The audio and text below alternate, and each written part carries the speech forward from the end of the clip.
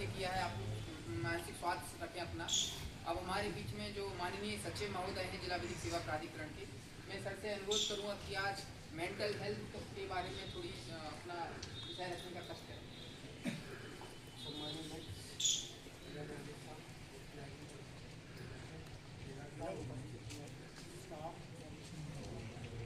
जैसा डॉक्टर साहब ने बताया, बहुत ही डीपली और बहुत ही अच्छे से आपको एक्सप्लेन किया है जो भी आज मानसिक स्वास्थ्य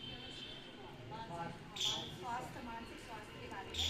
तो आप लोग को चिंतन, ये जो आप यहाँ हैं इस समय, ये सोचिए, देखिए आप इस चार्ट के बारे में आपको चिंतन मनन करते रहना चाहिए कि आपने क्या किया, कैसे किया, उसके बारे में आपको देखिए इतना समय मिल रहा है, आप अपने आप को जाने, अंदर से जाने, अपने अंदर के जो है फीलिंग्स उसके बारे में समझिए, सोचें, विचार करें, जो आपने किया, क्यों किया, कैसा हुआ, आप चिंतन मनन करें, आप उसके बारे में देखिए, आप अपने आप को बदलें।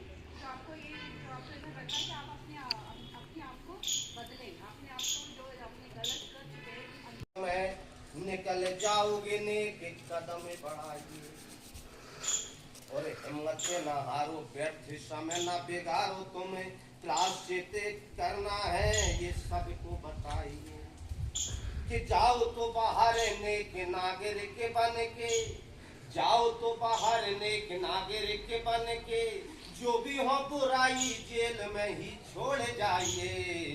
और समझाया मैं तुम्हारे, आई की समझ नहीं आई हो समझ में तो ताली भी बजा।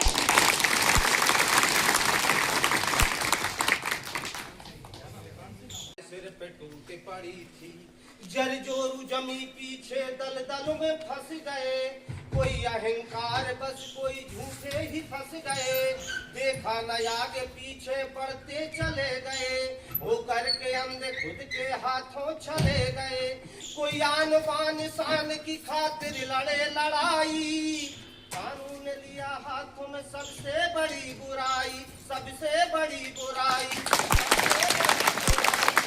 तो कानून लेना हाथ में कोई खेल नहीं है, भगवान के घर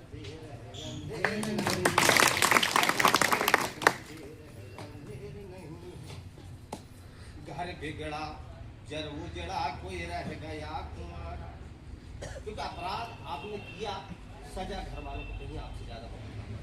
तब निवेदन करता हूँ कि घर बिगड़ा घर उजड़ा कोई रह गया कुमारा, टूटी सगाई कईयों की घरवाली नौ दुनिया, जाने कितने सपने थे सब चूर हो गए, आए सलाखों पीछे घर से दूर हो गए, पर डूबती कश्ती को जेलों में मिला किनारा, संदेश मिला प्रेम का इंसानियत का नारा, जेल में अनुशासन योगासन भी सीखे, साफ सफाई बोल चाल के तरीके, अजान देना सीखे, गीता ज्ञान लेना सीखे, मुस्कान के बदले में मुस्कान देना सीखे, मुस्कान देना सीखे।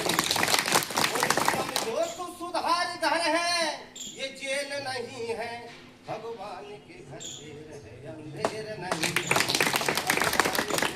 और 38 सेकंड का एक छंद पढ़ गए।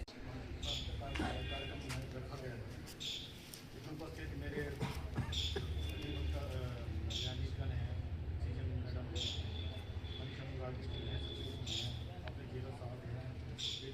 डॉक्टर साहब हैं और सदस्य हैं, आप सभी लोग, ये बहुत अच्छा विषय है। इस पर मतलब एक इंसान रहता डिपेंड करता है स्वास्थ्य पे। अगर अच्छी स्वास्थ्य नहीं हो तो वो समझ रहे उसकी लाइफ जिंदगी सीमित हो जाती है। मेरा कहने का मतलब देखिए, अगर स्वस्थ व्यक्ति अगर अच्छा स्वस्थ रहेगा तो उसकी लाइफ 80-85 साल तक कल्पना कर सकते हैं, और अगर वो अस्वस्थ चलता रहेगा तो मैं समझ लीजिए कि 50-60 साल तक एवरेज मानते हैं। मतलब जो स्वास्थ्य सर्वे रिपोर्ट है, जो इंडियन सर्वे रिपोर्ट है, उसके अनुसार कि भारत में ये मतलब 80% लोग न किसी न किसी रोग से, किसी मानसिक रोग से पीड़ित हैं। और सबसे बड़ा कारण क्या होता है कि सामाजिक परिवेश भी रहता है, सामाजिक, धार्मिक और बहुत सारे परिवेश रहता है जिसमें आपको बांध के रखता है। मसलन कि आपको ये नहीं खाना है, ये नहीं पहनना है, यहाँ नहीं जाना है, वहाँ नहीं जाना है, और दायरे में रख लेता है।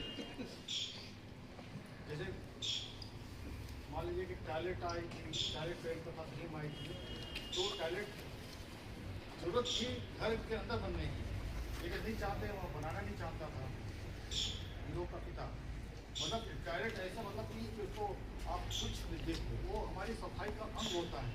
मतलब सफाई शरीर से जुड़ी हुई है।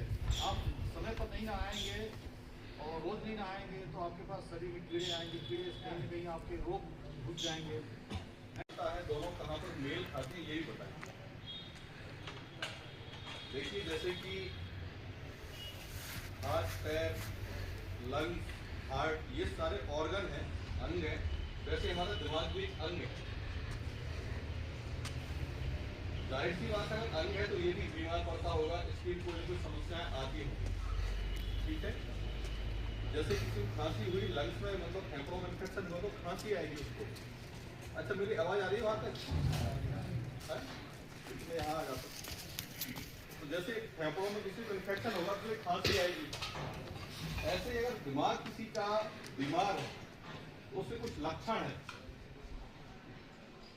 इसमें थोड़ी जटिलता ये है दिमाग के लक्षण में सर, कि उसकी एक, जैसे हम फेफड़े की बीमारी के लिए एक्सरे करेंगे तो उसमें एक्सरे में दिख जाएगा।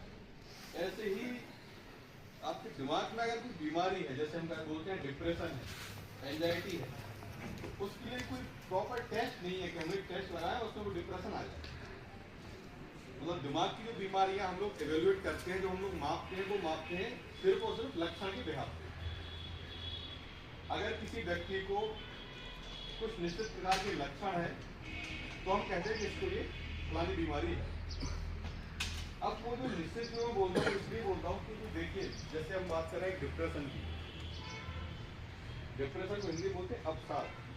आदमी सुनसान बैठा है, कुन्ने में बैठा है, भीड़ में इंटरेस्ट नहीं ले रहा है, ठीक है। ऐसा हम तुम्हारे साथ भी थोड़ा बहुत कभी कभी होता है, दिन में, सप्ताह में, कभी न कभी हमारा ऐसा होता है कि हमारा मन नहीं करता और हम जैसे हमारे साथ तो है कि चलो यार बाजार चलते हैं या कुछ भी एक्टिविटी करते हैं, हम बोलते हैं मन नहीं दिखता। इसमें ये नहीं कि वो अवसाद में चला गया, ठीक है। तो डिप्रेशन के लिए 3 कंडीशन सबसे अहम मानी जाती हैं। उनमें से जो मेन है वो है, सबसे पहले व्यक्ति होगा हेल्पलेस, मतलब वो ये कहेगा कि साहब मेरी कोई मदद कर ही नहीं सकता, ना मेरे उसमें दे रहा है।